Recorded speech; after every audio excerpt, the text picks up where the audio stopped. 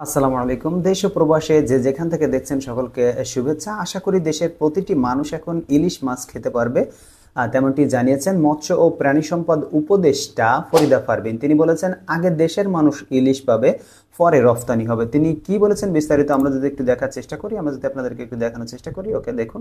মন্ত্রণালয়ের নাম যদি ইলিশ মন্ত্রণালয় হতো আমি আপত্তি করতাম না, কারণ ইলিশকে রক্ষাবে যে পণ্য শুধু না, ইলিশ মাছটা একটা বিশেষ মাছ যেটা একমাত্র বাংলাদেশে।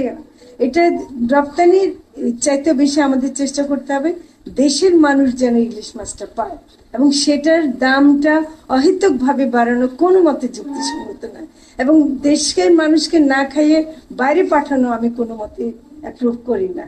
তো ফলে যদি সেটা রক্ষা করতে পারি, আমরা সবাই মিলে ইলিশ খেতে পারি, সেটা আমরা চেষ্টা করি।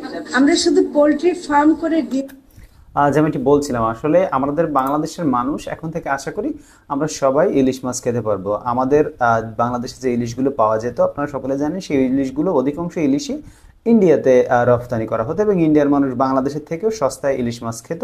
শুধু ইন্ডিয়া না, ইউরোপের বিভিন্ন কান্ট্রি সহ আমেরিকাতেও আমাদের দেশের থেকেও বড় বড় ইলিশ সেখানে কম দামে পাওয়া যেত। তো এই ছিল এখনকার মতো সংবাদ। পরবর্তীতে আপডেট জানতে আমাদের সাথেই থাকুন, চ্যানেলটি সাবস্ক্রাইব করে। ধন্যবাদ সবাইকে ভিডিওটি দেখার জন্য। দেখা হবে পরবর্তী ভিডিওতে। আল্লাহ হাফেজ।